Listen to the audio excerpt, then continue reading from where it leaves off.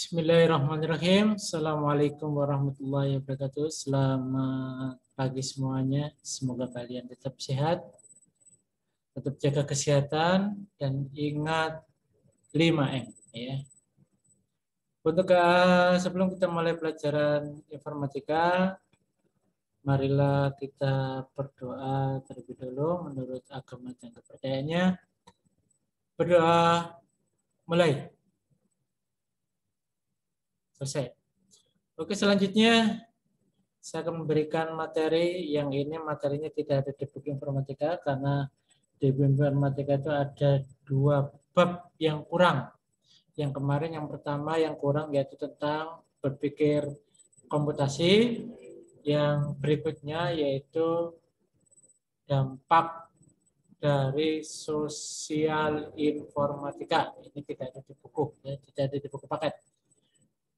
Untuk selanjutnya di sini saya akan menjelaskan tentang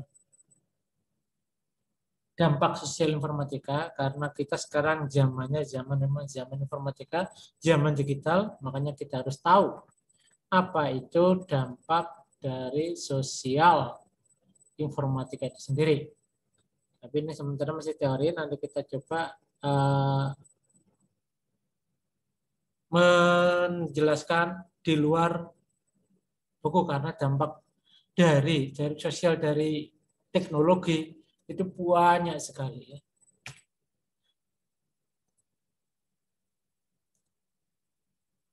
Yang pertama yaitu kita cari makna masyarakat digital sendiri. Untuk masyarakat itu sendiri yaitu suatu kelompok manusia yang hidup secara bersama-sama di suatu wilayah dan membentuk sistem dan interaksi di dalamnya, itu masyarakat ya. Yang kedua yaitu digital. Digital adalah pengembangan bilangan yang terdiri dari angka 0 dan 1. Dalam bidang teknologi, semua sistem komputer mengandung atau menggunakan sistem biner. Biner itu apa? Biner itu merupakan nilai 0 dan 1. Komputer itu sendiri ataupun yang kita pakai HP dan sebagainya itu cuma mengenal angka 0 dan 1, tidak mengenal huruf A, B, C atau gambar dan sebagainya. Kalau kita ngirim gambar, video itu akan dirubah menjadi angka 0 dan 1 atau bilangan biner. Kalau nanti kalian ingin tahu lebih jelas, bisa kalian cari di internet atau kalian pengen mengikuti sesuai dengan perkembangan, nanti kamu bisa kalau kalian SMA dan ambil jurusan IPA itu akan dijelaskan tentang bilangan biner. Karena selain bilangan biner itu ada banyak sekali, ada bilangan heksa, ada bilangan okta dan sebagainya. Semuanya itu kerja di dalam komputer. Digital berasal dari kata digitus dalam bahasa Yunani berarti jari jemari. Itu sih jari jemari. Sementara digital media adalah segala bentuk yang digunakan untuk suatu proses penyaluran informasi dengan menggunakan sistem digital sebagai basis datanya. Tuh. Itu pengertian dari digital. Lanjut. Dari pengertian yang bisa disimpulkan bahwa masyarakat digital adalah hubungan antar manusia yang terjadi melalui teknologi dengan memanfaatkan jaringan internet atau media platform tertentu atau gadget atau HP, tablet dan sebagainya. Itu yang saat ini kita pakai. Menurut Alvin Toffler tahun 1980, perkembangan teknologi dibagi menjadi 3, yaitu gelombang pertama terjadi antara tahun 8000 sebelum Masehi sampai dengan 1700 sebelum Masehi. Disebut gelombang pembaharuan. Pembaharuannya gimana? Yaitu masih menggunakan bercocok tanam, lalu pertanian untuk kehidupan sosialnya. Ada kalau kalian mungkin di sejarah atau di IPS itu ada pendidikan sejarah, ada prasejarah, zaman batu, zaman perunggu dan sebagainya. Itu merupakan gelombang pertama. Selanjutnya gelombang kedua yaitu yang sekarang tahun 1800-an atau 1600-an setelah Masehi ya. Yaitu gelombang manusia beralih pada energi lain seperti minyak, batu bara, dan gas. Sampai sekarang masih bisa kita lihat. Ya, contohnya ada mesin uap. Masih kita bisa lihat di situ. Ya. Pabrik-pabrik menghasilkan barang produksi. Nah, sekarang termasuk yaitu gelombang ketiga. Abad informasi terjadi dan periode ini merupakan periode yang sangat kompleks. Salah satu ciri pengembangan ketika adalah terjadinya globalisasi karena memajukan teknologi komunikasi dan informasi yang kita hadapi sekarang. Sampai sekarang, nah ini kalau gambarnya pada saat materi yang berbicara komunikasi itu saya sampaikan. Nah ini, sekarang kita sudah mencapai industri 4.0 ataupun yang sampai kita sedang berjalan industri 4.5 mau menuju ke industri 5 yang semuanya serba teknologi. Nah, serba teknologi semuanya. Kalau yang minyak, yang gelombang kedua itu industri 01. 10 ya, 10 dan industri 2 itu masih gelombang kedua. Lalu ada industri 3, 4 ini sudah menggunakan komputer atau teknologi. Sampai sekarang menggunakan IC ya, sampai sekarang. Kita akan menghadapi itu. Makanya kalian yang mempersiapkan berpikir komunikasi yang kemarin sudah kalian pelajari, sekarang tinggal kita membutuhkan dampaknya. Dampak teknologi informasi yang pertama yaitu dampak positifnya untuk bidang ekonomi dan industri. Pertumbuhan ekonomi semakin tinggi dengan adanya teknologi ini. Kemajuan teknologi meningkat, kemampuan produktivitas dunia industri juga ya. Kemampuan ya produktivitas dunia industri. Dengan adanya kemajuan teknologi ini, kemampuan produktivitas dunia itu meningkat semuanya. Munculnya teknologi bisnis yang memungkinkan konsumen secara individu melakukan kontak langsung dengan pabrik. Nah ini sudah kita laksanakan. Sekarang kita beli apapun bisa langsung kontak dengan pabrikannya. Nggak harus melalui orang kedua ataupun orang ketiga. Ya. Kita beli pun langsung. Yang pembayarannya pun bisa juga menggunakan elektronik. Yang berikutnya yaitu persaingan dalam dunia kerja menuntut pekerja untuk selalu menambah skill dan pengetahuan yang dimiliki. Nah, sekarang itu yang dibutuhkan itu merupakan skill atau keahlian. Karena kenapa? Karena semua peralatan sekarang sudah menggunakan teknologi. Kalau kalian tidak mempunyai skill atau keahlian, maka kalian akan disingkirkan. Tersingkirkan ya. Persaingan semakin cepat. Malah ada informasi, ada tenaga kerja dari luar dan sebagainya. Kenapa kok perusahaan-perusahaan ingin mencari tenaga yang dari luar? Karena mereka yang luar itu mempunyai skill yang lebih. Kalau kalian tidak ingin tersingkirkan, kalian harus menambah skill kalian. Apa yang dibutuhkan oleh perusahaan, apa yang dibutuhkan oleh industri saat ini, kalian harus punya. Dan pengetahuan yang dimiliki juga harus lebih. Tidak harus pasrah. Ya. Nih, untuk dampak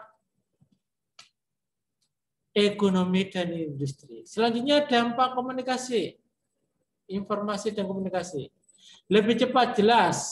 Dulu cerita saya saja ya. Cerita saya aja, waktu saya kecil itu tidak ada yang namanya informasi dan komunikasi. Adanya cuma kalau kita pengen mengetahui kabar seseorang, saya harus nulis surat dulu. Ya, nulis surat lalu kirim ke kantor pos, lalu dikirim 1 minggu, ditunggu-tunggu belum datang, 2 minggu baru dapat jawaban. Ya. Sekarang tidak. Tinggal kita telepon pakai handphone, internet ya. Halo, kabarnya gimana, sehat? Nah, itu langsung kita dapat. Sekarang ada namanya video call. Semuanya bisa. Lebih mudah melakukan komunikasi dengan orang yang sangat jauh. Mungkin kalian pernah mainan, mungkin ya. Karena sekarang nyamannya mainan itu mainan tradisional. Kaleng, ya, kaleng 2 ada benangnya, ya.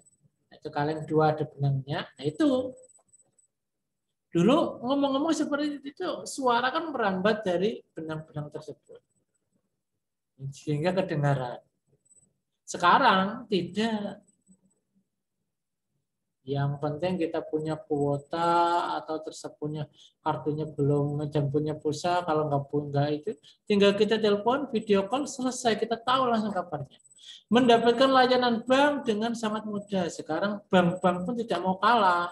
Mempermudah nasabahnya. Yaitu dengan cara memberikan sebuah aplikasi mobile di HP-HP yang nantinya bisa dipakai untuk bertransaksi, baik jual beli dan sebagainya. Semua sekarang sudah menggunakan bank itu.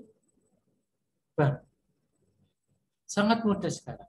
Tanpa harus ke bank kita bisa mentransfer uang, tanpa harus ke bank kita bisa belanja, biarpun kita nggak punya uang, tapi dengan adanya layanan mobile yang diberikan oleh bank, kita bisa belanja apapun tanpa harus mengambil uang di bank.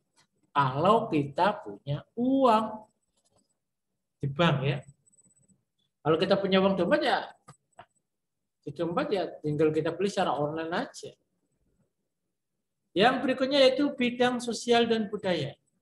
Nah, bidang sosial dan budaya ini kita mengenal budaya di Indonesia ini banyak sekali ya.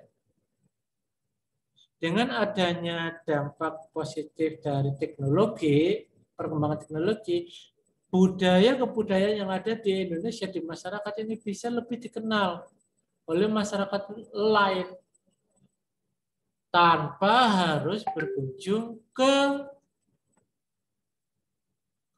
tempat asal. Kita bisa lihat di internet, bisa lihat bisa. Dapat mempelajari kebudayaan tradisional lain tanpa harus mengunjungi daerah bersangkutan. Memang dengan adanya alat komunikasi kita bisa berselancar ya ataupun browsing di internet, di YouTube dan sebagainya, kita bisa lihat ya. Oh, budaya Sumatera itu seperti ini, tariannya seperti ini, kalau ada upacara adat itu seperti ini, bajunya seperti ini, kita bisa tahu semuanya. Selanjutnya, terbukanya kesempatan pelaku industri rumah tangga untuk memperluas pasar penjualan benda-benda kerajinan tradisional. Misalnya, kita ingin beli masakan khas ataupun baju adat khas di daerah mana, dari luar Jawa misalnya. Kita tinggal cari aja di sana pasti ada. Dan itu membuka pelaku industri rumah tangga yang ada di sana. Kita tinggal beli online, kirim, transaksi selesai, barang tunggu datang. Tanpa harus pergi ke tempat yaitu di luar Jawa. Menghemat ya. Ini untuk bidang sosial dan budaya. Di sana otomatis di masyarakat sekitar itu bisa membuat kerajinan, dijual secara online. Sekarang banyak.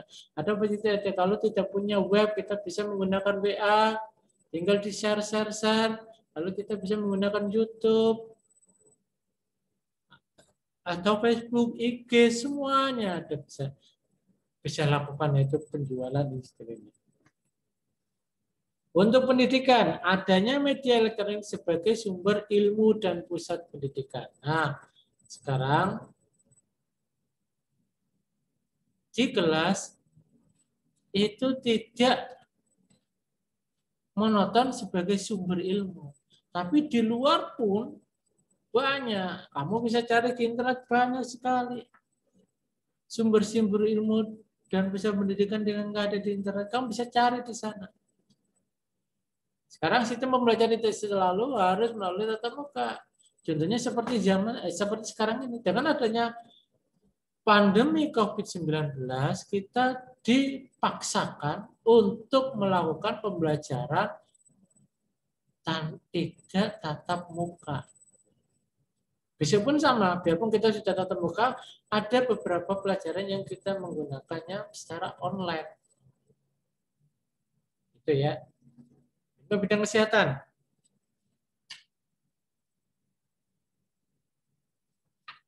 Adanya obat-obatan yang semakin berkembang kualitasnya dapat dipesan melalui online. Ini jelas ya. Perkembangannya keahlian dalam bidang ya, dalam bidang operasi plastik. Dalam bidang operasi plastik.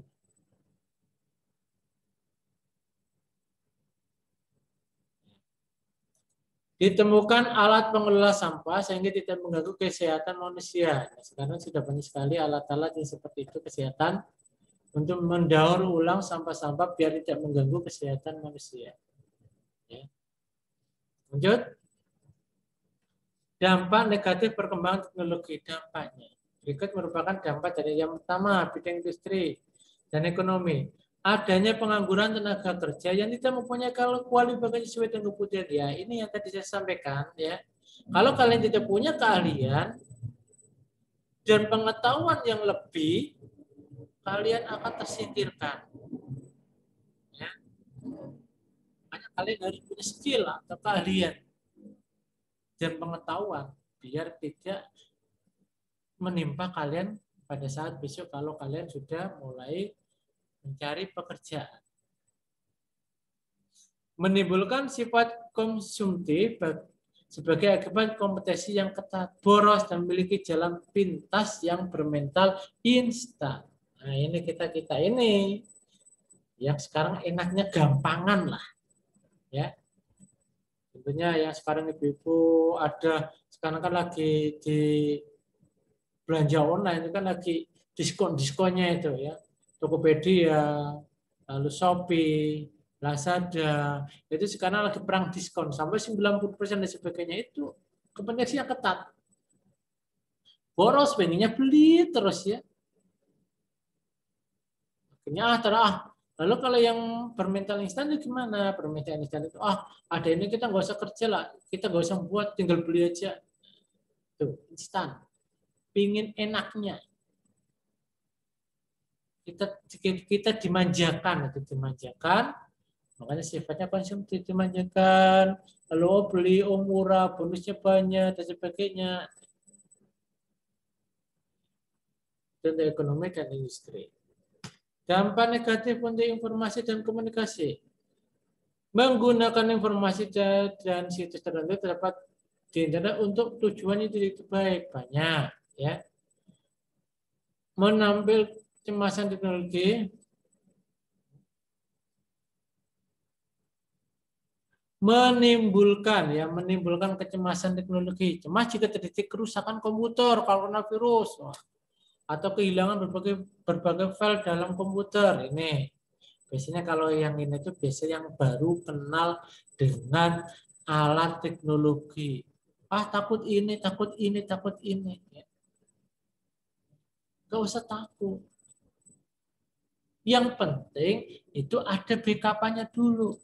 Disimpan dulu buat cadangan. Nah, itu. Yang penting itu satu. Itu kalian harus buat cadangan filenya dulu. Kalau itu menurut itu file itu penting. Baik itu di komputer atau di HP atau di laptop ya. Buat cadangan dulu. Beredarnya hoax atau berita yang tidak bisa dipertanggungjawabkan kebenarannya. Nih, kalau kamu mendapatkan sesuatu di WA dan sebagainya, jangan langsung di-share, jangan langsung dikirim, tapi baca dulu benar apa enggaknya berita itu. Takutnya karena ada UU ITE, kamu bisa kena terjerat penjara. Sebenarnya bidang sosial dan budaya, terjadinya kemerosotan moral di masyarakat ini di kalangan remaja dan pelajar. Sosial ya. Kenakalan dan tindak menyimpang di kalangan remaja semakin meningkat. Semakin lemahnya tradisi. Nah, sekarang tradisi masyarakat hilang. Kenapa? Game online. Hilang semuanya. Anak-anak sekarang sudah asik mainannya sendiri. Duduk berdampingan dengan temannya bisa kuat 1 jam, 2 jam atau lebih itu nggak ngobrol sama sekali. Main tradisi yang ada di sekitar hilang. Nah, kalian bisa mengurangi itu. Terjadinya pola interaksi antar manusia yang berubah. Kenapa kok berubah? Karena tidak ada sosialisasi. Mungkin 10 tahun, 20 tahun lagi itu sudah, karena kalau kan 10 tahun, 20 tahun lagi kan sudah mulai itu kayaknya sudah berubah semuanya. Maksudnya sosialisasi antar masyarakat itu berkurang karena kalian sudah terbiasa menyendiri, main game. Pelanggaran hak cipta. Biasanya dengan adanya internet ini, orang sering copy paste ataupun plagiat itu copy paste ya, karya orang lain ditiru, tidak merubah apapun, kita nggak usah mikir, instan namanya. Pendidikan, terjadi penyalahgunaan pengetahuan bagi orang tertentu untuk melakukan tindak kriminal. Nih. Anak kecanduan main gadget sehingga menjadi kurang bersosialisasi dan malas belajar. Benar kan? Benar. Apalagi sekarang, kamu malah sering main game. Main media sosial yang lain. Biarpun itu kuota dari kementerian, tetapi kebanyakan itu dipakai untuk yang lain, bukan untuk belajar. Kerahasiaan alat tes ujian semakin terancam. Dengan adanya ini, alat tes dan sebagainya itu mudah sekali. Dan melalui internet bisa banyak sekali. Ya. Yang bocor. Ya. Bidang kesehatan mata menurun akibat terlalu lama di depan layar komputer atau gadget. Ya, gadget. Mata, ingat mata, ya. Jangan terlalu lama di layar komputer atau di HP. Mata kalian sakit. Efek radiasi,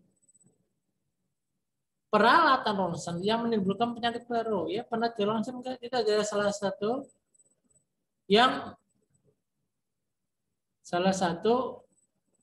ada aturan, yaitu ibu yang sedang hamil tidak boleh di ronsen karena ada efeknya, ada radiasinya. Efek ketergantungan sehingga timbul tingkat kekebalan terhadap obat tertentu. Ketergantungan ya, kalau kita sendiri ketergantungan obat. Nah ini contohnya ya, efek buruk pada anak yang terlalu sering bermain, anak kecanduan game online. Anak kecil sekarang sudah bisa main game online. Anak biasanya orang tua sekarang itu kalau ingin anaknya diem, tenang, kasih HP. Ya. Biar nggak ribut, biar nggak nangis. Padahal itu salah ya, salah. Akhirnya anak juga dari kecil, dari bayi, sudah kecanduan HP. Mungkin masih umur 1 tahun, yang dilihat baru YouTube. Mungkin 3 tahun, 4 tahun lagi itu sudah mulai main game. Minta HP, kalau nggak dikasih, nangis. Tuh, itu untuk dampak positif dan negatif dari alat teknologi. Untuk selanjutnya, kita akan lanjutkan ke materi depan, yaitu tentang bentuk-bentuk kejahatan yang timbul dari teknologi internet. Untuk tugas hari ini, silakan kalian cari bentuk kejahatan yang ditimbulkan dari teknologi internet. Kirim seperti biasa, ya. Kirim seperti biasa. Oke, itu aja sementara yang bisa saya sampaikan.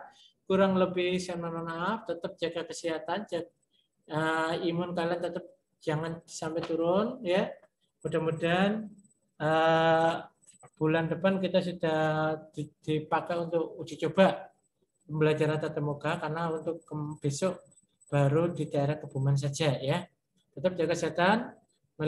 Sebelum kita tutup, mari kita akhiri dengan bacaan alhamdulillahirobbilalamin. Kurang lebih dan mohon maaf. Assalamualaikum warahmatullahi wabarakatuh. Selamat sehat selalu, ya. Jaga kesehatan dan tetap ingat 5M. Terima kasih.